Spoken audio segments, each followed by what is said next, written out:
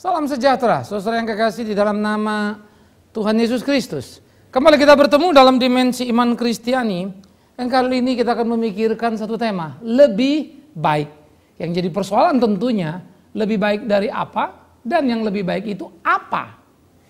Selalu menjadi sebuah kerinduan orang untuk lebih dan lebih dan lebih baik lagi. Karena seperti kata pepatah, hari ini harus lebih baik dari kemarin. Dan esok harus lebih baik dari hari ini. Ada sebuah progres yang berkembang, bukan? Tetapi apa yang mau dibicarakan pada kesempatan ini? Ketika kita memikirkan Alkitab menjadi lebih baik. Menarik, saudara. Namun sebelum kita lanjutkan perenungan kita lewat dimensi iman Kristiani ini, lebih dulu kita berdoa. Mari kita berdoa. Kami bersyukur, kami berterima kasih ya Tuhan. Kembali Tuhan memberikan kami kesempatan melayani lewat dimensi iman Kristiani. Dan kami berdoa supaya sungguh-sungguh pelayanan ini boleh menjadi berkat bagi banyak orang dimanapun saudara kami berada. Dan nama Tuhan sungguh dipermuliakan.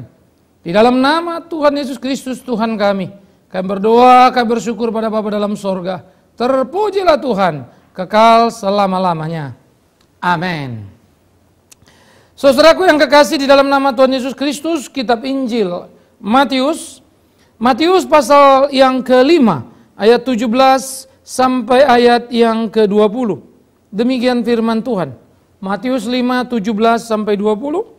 Janganlah kamu menyangka bahwa aku datang untuk meniadakan hukum Taurat atau kitab para nabi. Aku datang bukan untuk meniadakannya, melainkan menggenapinya. Karena aku berkata kepadamu, sesungguhnya selama belum lenyap langit dan bumi ini, satu iota atau satu titik pun tidak akan ditiadakan dari hukum Taurat sebelum semuanya terjadi. Karena itu siapa yang meniadakan salah satu perintah hukum Taurat, sekalipun yang paling kecil, dan mengajarkannya kepada orang lain, ia akan menduduki tempat yang paling rendah di dalam kerajaan surga. Tetapi siapa yang melakukan dan mengajarkan segala perintah-perintah Taurat, ia akan menduduki tempat yang tinggi di dalam kerajaan surga. Maka aku berkata kepadamu, jika hidup keagamaanmu tidak lebih baik, tidak lebih benar, tidak lebih bagus daripada hidup keagamaan ahli-ahli Taurat dan orang-orang Farisi, sesungguhnya kamu tidak akan masuk ke dalam kerajaan sorga. Sebelum kita lanjut kepada bagian bagaimana lebih baik, kita membicarakan sedikit bagaimana ketika Kristus mengatakan bahwa kedatangannya ke dalam dunia bukan meniadakan hukum Taurat, tetapi untuk menggenapinya. Istilah ini perlu untuk dipahami sama-sama, saudara. Hukum Taurat adalah di mana perjanjian lama mengarah ke dalam pengharapan yang besar akan seorang yang akan datang, Mesias.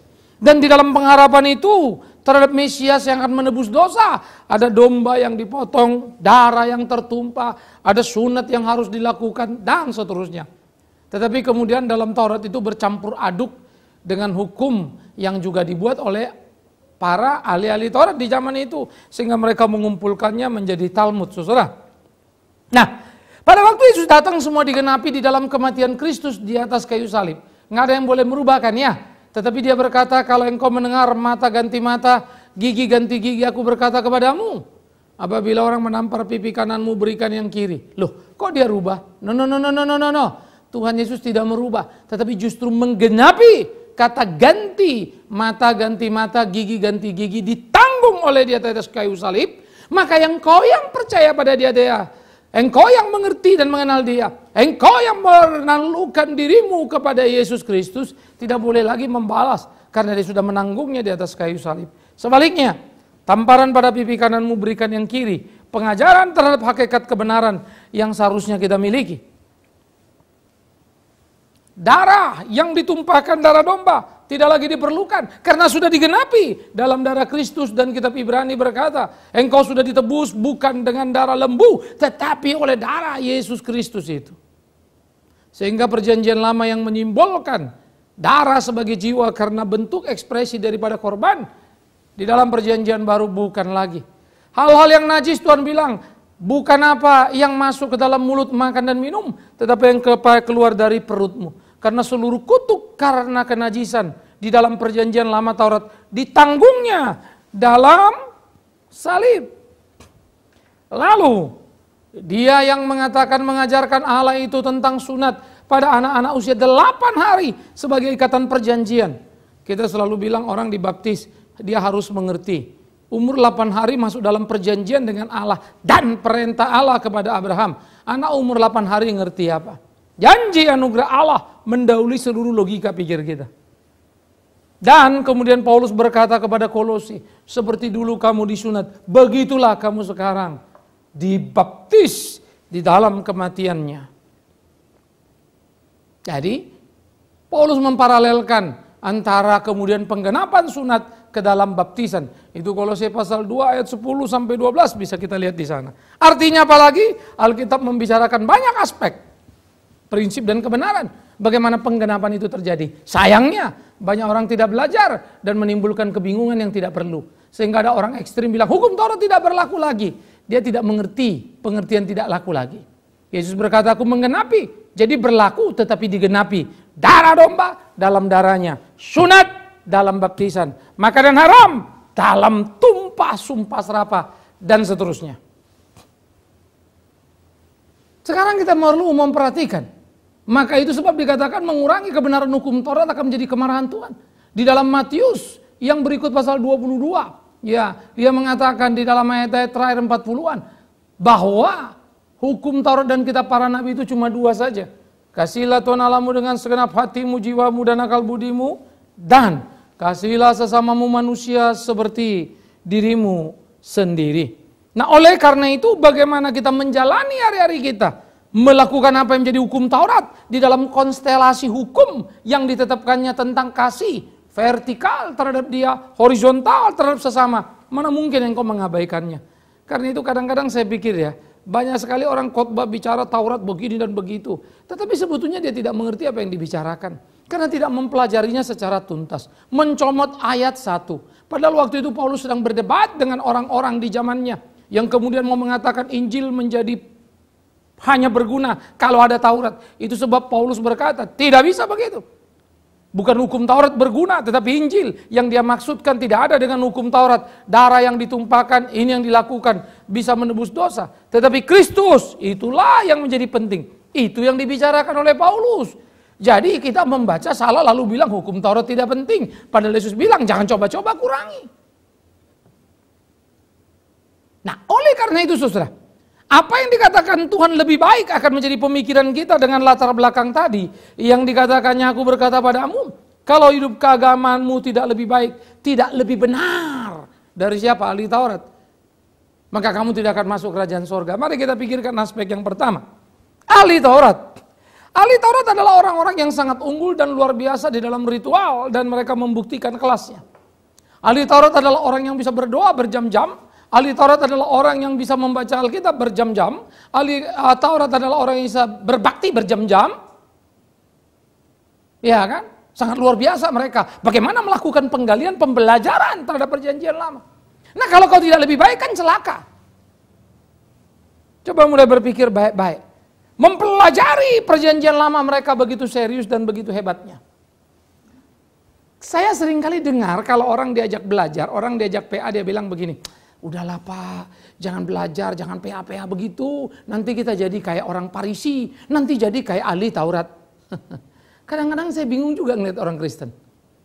Ahli Taurat brengsek, ahli Taurat kurang ajar menyalibkan Yesus. Bukan karena mereka belajar PL. Kalau mereka belajar sungguh-sungguh, memahami sungguh-sungguh, melakukan betul, tentu itu jadi baik, bukan? Mana ada Taurat mengajarkan yang jahat? Jadi jangan bilang nggak perlu belajar-belajar. Nanti seperti orang Parisi. Itu penipuan paling hebat terhadap kemalasan dan mengcover menutupi kemalasan. Nah, itu menjadi pembodohan dan kebodohan dalam gereja. Kalau kau tidak lebih baik dari Taurat itu, kau tidak lebih benar, kau tidak masuk kerajaan sorga. Jadi kalau mereka rajin belajar menggali Taurat dan kau malas, bagaimana kau bisa yakin dan kau berkata aku masuk sorga? Pikirkan itu, camkan itu. Karena itu kita mestinya unggul. Saya mengajak dalam berbagai aspek. Karena ini memang punya pemahaman yang sangat banyak. Tetapi saya mau mengajak kita sedikit melihat di dalam berbagai perspektif. Maka unggul dalam kerajinan tadi dulu. Bagaimana kita membaca, bagaimana kita memahami, belajar Alkitab seperti ahli Taurat belajar Taurat. Bukti keunggulan Kejelian mereka adalah ketika kemudian orang Majus datang. Lalu kemudian bintang itu berjalan dan sampai di Yerusalem. Mereka berhenti dan bingung. Dan tidak tahu kemana harus melanjutkan perjalanan untuk menemui bayi Yesus. Apa yang mereka lakukan? Mereka pergi ke istana Herodes dan bertanya. Karena menurut mereka tanya raja ya di istana. Itu logika wajar bukan? Dan mereka orang yang educated. Maka masuklah mereka di istana dan mereka bertanya. Dan gegerlah kerajaan. Siapa raja yang akan lahir? Lalu Herodes memanggil ahli Taurat dan bertanya, di manakah? Ahli Taurat dengan segera buka Alkitab. Hebat, luar biasa. Mereka menemukan dan berkata, Mika pasal 5 ayat 1 berkata, hai Bethlehem kota kecil, sesungguhnya engkau bukan yang terkecil, apa engkau memang terkecil di antara lain, tapi engkau akan menjadi sesuatu yang besar, karena daripadamu datang yang besar. Lalu Bethlehem, tempat kelahiran Yesus, diberitahu kepada Majus oleh siapa? Ahli Taurat. Pertanyaannya, kalau orang bertanya kepadamu tentang kebenaran, bisakah engkau menjawabnya lewat Alkitab? Ya, bukan apa kata pendetamu, bukan apa kata pendeta Bigman Sirait, tapi apa kata Alkitab? Saya paling tidak suka kalau kemudian orang berbicara lalu bilang, kata Pak Anu. Ya kata Alkitab lah. Kadang-kadang mengerikan sekali dalam orang beriman di kehidupan. Dia beriman kepada apa kata orang, bukan apa kata Alkitab. Itu sebab kecenderungan denominasi membenturkan para pengikutnya, lalu saling mencurigai dan kemudian terpecah-pecah. Kita membangun sebuah keyakinan pokoknya, lalu tidak mau memahami yang lain untuk belajar terhadap sebuah kebenaran fakta aktual dalam Alkitab. Saya mengalami beberapa kali, lalu orang bilang begini dan begitu. Baik, saya aja ikut Alkitab. Sudah jelas-jelas Alkitab menunjukkan pemahamannya itu salah. Tetapi selalu berkata, saya tetap yakin dengan apa yang kami pahami.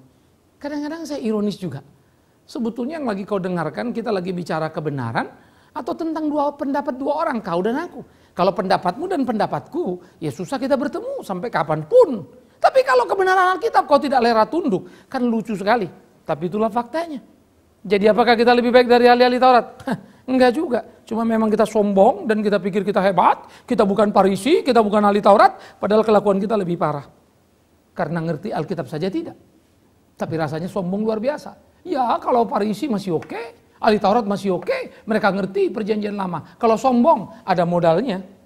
Kau sombong, udah bodoh, tak tahu apa-apa, sombong pula lagi. Nah, itu kan gawat. Pernah berpikir itu? Jangan kayak Farisi, jangan kayak ahli Taurat. Aduh, saudara-saudaraku, kadang-kadang ironis sekali. Ya, itu sebuah kesalahan yang mengerikan. Oleh karena itulah bagaimana kita belajar. Supaya di dalam pengetahuan akan kebenaran, mestinya kita mempunyai kegairahan yang mendalam. Lebih daripada ahli Taurat itu. Itu yang pertama. Nah oleh karena itu sejauh mana sebetulnya kita bergairah. Belajar mengerti Alkitab. Belajar memahami Alkitab. Sejauh mana? Itu pertanyaan serius saudara. Saya ada beberapa kelompok-kelompok PA yang kita berlatih dan kita belajar. Sebetulnya memimpin kelompok PA jauh lebih capek daripada khotbah. Karena 1001 kemungkinan yang ada di sana. Kita belajar, kita menggali, kita memperhatikan, menyiapkan diri untuk berbagai pertanyaan. Kalau khotbah kan khotbah, selesai. Copy paste toh. Khotbah sini, khotbah sana, khotbah ujung langit sana. Satu khotbah bisa 50 tempat. Ya, jadi kalau bolak-balik nanti sebulan sekali datang. Ya cukuplah 10 khotbah, 10 bulan balik lagi. Sudah nggak tahu lagi itu yang lain. Sehingga banyak orang modal 10 khotbah, 15 khotbah sudah jadi pengkhotbah. Gilanya lagi, khotbah itu pun khotbah copy paste dari internet, dari buku-buku, bolak-balik.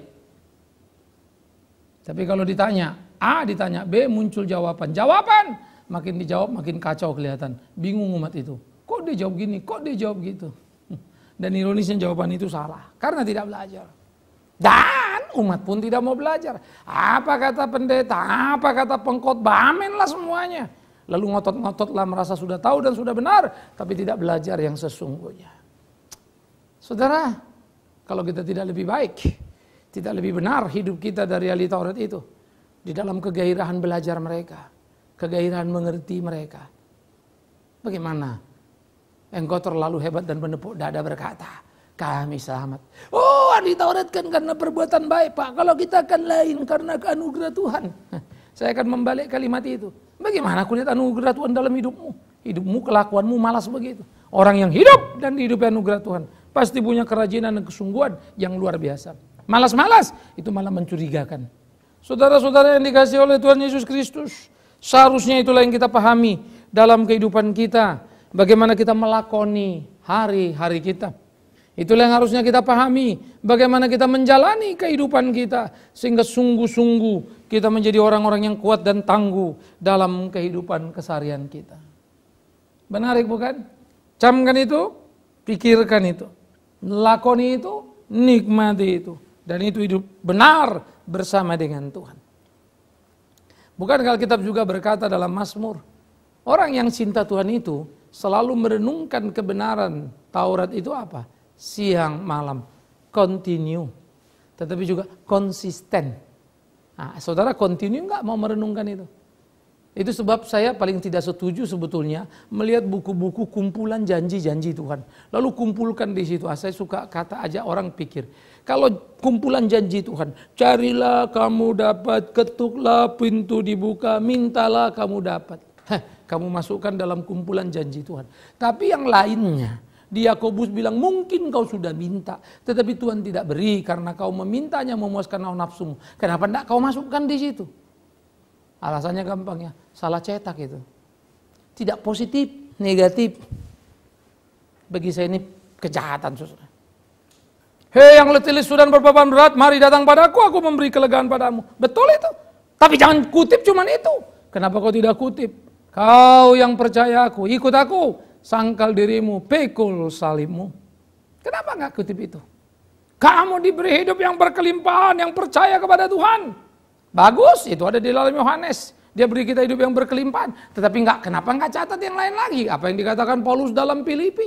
Kepadamu dianugerahkan bukan hanya percaya, tapi menderita untuk dia. Jadi jangan memalsukan dan memperkosa Alkitab itu. Baca semua Alkitab. Jangan kau pilih yang kau suka lalu klaim itu janji Tuhan. Lalu yang tidak kau suka kau pura-pura tidak tahu. Itu kejahatan itu. Baca yang satu, jangan abaikan yang lain. Aspek kedua, sesudah kita berbicara tentang ahli Taurat yang belajar, mari kita juga melihat bagaimana ahli Taurat dalam ritualnya. Di dalam ritual ahli Taurat itu begitu bergairah, begitu luar biasa. Mereka punya disiplin yang bagus. Padahal mereka sedang membangun sebuah keyakinan beragamanya. Tapi di dalam keyakinan beragama, mereka begitu antusias di dalam ritualnya. Kita ini mau ke gereja saja pun tidak ada disiplin, tidak ada aturan kita. Mau beribadah pun kita tidak punya aturan. Semaunya kita. Ya, saya belajar keras kepada diri saya. Untuk terus belajar dan belajar dan belajar dan berusaha mengerti apa yang menjadi kehendak Tuhan. Saya bukan menjadi pengikut orang A, orang B dan seterusnya. Saya belajar menggumuli dinamika hubungan saya dengan Tuhan saya. Saya punya banyak kawan ya, yang baik-baik dengan saya, tetapi tidak selalu sepaham dalam memahami kebenaran. Tetapi tidak menjadi permusuhan karena memang kita berbeda untuk hal yang tidak prinsip. Yang prinsip kita belajar dan memperhatikan. Toh perbedaan itu biasa. Bukan jadi satu serana keributan. Karena keributan sudah menunjukkan betapa kurang memahaminya kita akan tujuan bergereja, tujuan menjadi anak Tuhan, bukan? Nah jadi saya pikir dalam hal seperti begini tingkat ritual yang harus kita lakukan menjadi sangat penting. Bagaimana kehidupan kita yang melayani Tuhan, bagaimana kehidupan kita yang digairahkan. Supaya ritual itu hidup dalam hidup kita bukan sekedar bagaimana kita bergereja, tapi bagaimana disiplin hidup kita sehari-hari. Sehingga estetika dari kebenaran itu bisa dilihat hidup dalam kehidupanmu. Ritual itu harus menjadi bagian yang menghidupi hari-harimu. Mustinya kan begitu. Nah karena itu orang Kristen jangan selalu bilang jangan kayak Farisi, tapi kau disiplin ibadah saja susah. Ya gimana ini? Nah saya pikir ini yang menjadi kekacauan dan kengerian. Ya. Nah jadi kita mesti belajar mendisiplin diri kita. Kita mesti belajar bertanding dalam hidup hari-hari kita. Kecenderungan bergereja sekarang memang sangat enak ya. Jam berapa sampai jam berapa pun ada ibadah alternatif yang bisa dipilih. Seenak kita dan sebisa kita. Padahal menurut saya ada bagusnya dalam ritual kita punya komitmen. Mau datang kemana, bagian jam berapa kita ambil bagian di situ. Mungkin ada waktu tidak enak, badan kita tidak enak ini, tidak enak itu. Bukankah itu bagian jadi pelatihan dan pengujian terhadap kesetiaan kita? Karena itu apa yang kita belajar, harus belajar terus. Tapi apa yang kita lakukan dalam ritual memerlukan komitmen yang jangan dirubah dan by condition. Mesti bersifat bermutu dan mempunyai prinsip yang teguh. Aspek yang terakhir yang patut kita pikirkan adalah, nah di sini mungkin akan dengan segera muncul perbedaan. Bagaimana kalau kita kemudian menaklukkan diri terhadap kebenaran, melakukan apa yang menjadi kehendak Tuhan? Nah, ahli Taurat punya keahlian. Mereka belajar, mereka kuat di ritual, tetapi mereka suka memutarbalikkan kebenaran. Misalnya ahli Taurat mengajarkan pada para pengikutnya, hei para pengikutku, kau harus lebih taat kepada ahli-ahli Taurat yang mengabdikan diri untuk Tuhan daripada orang tuamu. Padahal nggak ada ayatnya itu. Sehingga banyak sekali orang-orang kemudian tidak mengurus orang tuanya, mengabaikan orang tuanya, lalu ketika ditanya, kenapa kamu tidak beri orang tuamu yang susah? Jawabnya gampang saja, kami sudah memberikan persembahan kami ke dalam bait Allah. Tuhan marah. Jangan kau lakukan yang satu, kau abaikan yang lain. Tuhan muak dengan persembahanmu. Tetapi keadilan itu yang dipedulikannya. Ahli-ahli Taurat itu selalu berbicara tentang kebenaran. Tetapi hak janda miskin mereka abaikan. Mereka suka mengumpulkan rupiah dan memperkaya diri atas nama berkat Allah. Tetapi mereka tidak pernah melakukan apapun dari harta yang mereka punya. Ironis. Nah karena itu, bagaimana kebenaran harus kita lakukan? Seperti juga Musa kemudian mengkritik orang-orang Yahudi dan berkata, hei kalian orang Yahudi, kau disunat bukan saja sunat lahiriah, tetapi harusnya sunat hati dan pikiranmu, menyunat seluruh keinginanmu yang jahat-jahat, yang tidak sesuai kehendak Tuhan, kan begitu. Nah pertanyaannya sekarang, itu ahli Taurat digugat seperti itu dalam perjanjian lama. Bagaimana engkau dengan perjanjian baru? Perjanjian lama masih mata ganti mata, masih enak, ada kesempatan membalas. Perjanjian baru tampar kanan kasih kiri, udah jauh lebih berat kan? Perjanjian lama bilang jangan kau membunuh, perjanjian baru bilang kalau kau membenci saudaramu sampai ke sumatmu kau sudah membunuh. Mungkin kita ini pembunuh semua. Pernah saudara pikirkan itu? Mungkin kita ini pembunuh. Karena membenci terlalu banyak orang dan memikirkan kejahatan terhadap banyak orang. Bagaimana mungkin kita bisa menepuk dada dan berkata, kami pasti masuk surga. Ingat, selalu perlu untuk kita menggugat diri kita. Kalau kau bilang, aku cinta Tuhan, bagus itu. Aku percaya Tuhan. Bukan cuma kau, setan pun bilang begitu. Alkitab bilang setan juga percaya pada Tuhan dan gemetar. Pertanyaan yang menjadi serius adalah, kalau kau bilang kau cinta Tuhan, coba pertanyakan dirimu, adakah Tuhan cinta melihat kau? Tanyalah hatimu, tanyalah batinmu, dirimu sendiri. Pasti kita punya jawabannya. Aku ini sering kali kecewa pada diriku, saudaraku yang kekasih. Saya ini suka marah pada diri saya. Kenapa gini, harusnya begini, harusnya begini. Saya bisa berbuat hal yang salah. Dalam rumah tangga, dalam kerja, dalam banyak hal. Aduh, mestinya enggak tadi. Harusnya begini, harusnya begini. Saya marah pada diri saya. Saya latih diri saya dan saya hajar diri saya. Saya enggak mau cengeng. Tapi kadang-kadang berat. Sulit. Ya. Tetapi saya lagi pikir-pikir. Tuhan jauh lebih sulit dari aku. Dilakukannya banyak hal yang aku tidak minta. Bahkan ketika dia lakukan kebaikan untukku, kulawan dia. Diselamatkannya aku, kusalibkan dia. Tidakkah aku patut malu? Seharusnya itulah hidup kita. Sehingga perenungan kita dibandingkan ahli Taurat. Karena ahli Taurat itu tidak percaya dan menerima Yesus Kristus Tuhan. Kalau memang kita menerima Yesus Kristus Tuhan, bukankah sudah seharusnya hidup kita lebih baik? Karena itu cobalah mulai lihat sekitarmu. Saya pergampang hidup ini. Jangan sampai kawan-kawanmu yang tidak Kristen itu lebih jujur dari kau. Mengerikan itu. Jangan sampai kawan-kawanmu yang tidak mengenal Tuhan itu, yang bukan Kristen itu lebih rajin dari kau. Sadis itu. Jangan sampai kemudian orang lebih percaya yang bukan Kristen daripada kau yang Kristen. Mau jadi apa itu? Jangan sampai orang-orang yang tidak Kristen itu memikirkan hidupnya dan membagi apa yang mereka punya. Sementara kau mengumpulkan untuk dirimu dan bercerita betapa Tuhan baik, aku tambah kaya, tambah ini, tambah itu. Tetapi kau tidak pernah bagaimana menolong orang lain, padahal mereka yang gak kenal Tuhan itu nolong orang susah, pergi dan membantu yang lainnya. Tidakkah kau malu berteriak, kau kenal Tuhan dan masuk surga? Mereka yang masih mudah-mudahan dan berharap bisa masuk. Mereka yang berjuang untuk bisa masuk, hidup baik dan hidup benar. Tapi kau dengan poonganya bilang, mereka kan cuma gitu supaya berharap masuk surga. Kita mah udah pasti. Kalau memang betul kau sudah pasti hidupmu lebih baik dari mereka. Kalau tidak, kau sendiri bukan penghuni surga. Camkan itu. Saya tidak suka meninabobokanmu karena aku cinta padamu, saudaraku yang kekasih. Ya, kalau saya pendeta penipu, ku ninabobokkan kau, ku puji-puji kau supaya kau alirkan uang itu ke dalam pelayananku.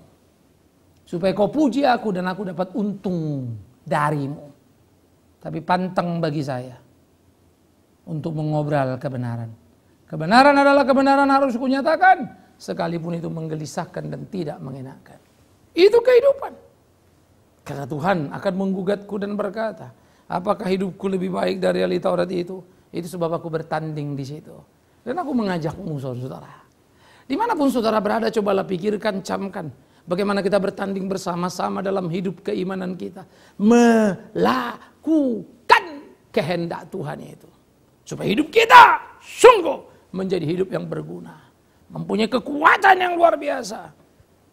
Sehingga orang tahu memang Tuhan hidup di hidup kita. Sehingga arah hidup kita hanya arah memuliakan Dia. Bukan memuaskan diri kita. Jangan munafik. Manusia bisa kau tipu, tapi Tuhan tidak. Ukur dirimu. Kalau kau tidak lebih baik dari para ahli Taurat itu, maka celakalah engkau. Engkau tidak layak masuk surga. Saya berdoa semoga kau gelisah mendengar khotbah ini. Bukan supaya tidur nyenyak. Kalau bisa jangan kau tertidur malam ini. Jangan kau tertidur siang ini, pagi ini, atau kapanpun kau sedang dengarkan ini. Karena aku rindu kau bergumul dan bertanya pada dirimu. Semoga engkau temukan dirimu seperti apa yang Tuhan mau. Bukan kau mau atau aku mau. Dan biarlah dengan demikian kita datang dan berkata, Tuhan ampuni aku. Aku ternyata tidak lebih baik, tidak lebih benar dari ahli Taurat itu. Mulai sekarang aku janji, aku mau hidup lebih baik. Ingat, ahli Taurat pembelajar yang luar biasa. Ritual yang hebat. Kelemahan mereka memutarbalikkan pengetahuan dan ritual yang jago untuk keuntungan mereka. Semoga kau tidak. Tuhan menolong kita, Tuhan memberkati kita. Amin. Saudara, kita berdoa. Tuhan, kami bersyukur, kami berterima kasih untuk cinta kasih-Mu dalam hidup kami. Ajarkan kami bagaimana hidup benar sesuai dengan kehendak-Mu supaya hidup kami berkenan di hadapan-Mu. Tuhan, kami berdoa, jadikan kami mampu hidup lebih baik, lebih benar dari para ahli Taurat itu. Buatlah kami sedikit rendah hati untuk meneropong diri, tak pongah dan arogansi, merasa diri lebih baik dari orang lain. Buka mata kami untuk melihat kenyataan banyak sekali orang-orang bukan Kristen yang hidupnya jauh lebih baik dari kami yang mengaku Kristen. Semoga kami punya rasa malu dan kembali kepadamu, menyadari dosa dan salah. Terima kasih Tuhan Yesus. Terpujilah namamu kekal selama-lamanya. Amin. Saudara yang kekasih, pertemuan kita usai di sini di dalam dimensi iman Kristiani. Doakan terus pelayanan kita. Dukung dalam apa yang saudara bisa kerjakan. Biarlah kiranya terus pelayanan ini boleh berputar untuk kemuliaan nama Tuhan dengan apa yang ada pada kita. Tenaga kita, dana kita, daya kita. Tapi terutama tentunya doa saudara. Itu menyenangkan sehingga kita bisa melayani bersama. Selamat bertemu dalam dimensi iman Kristiani episode lainnya.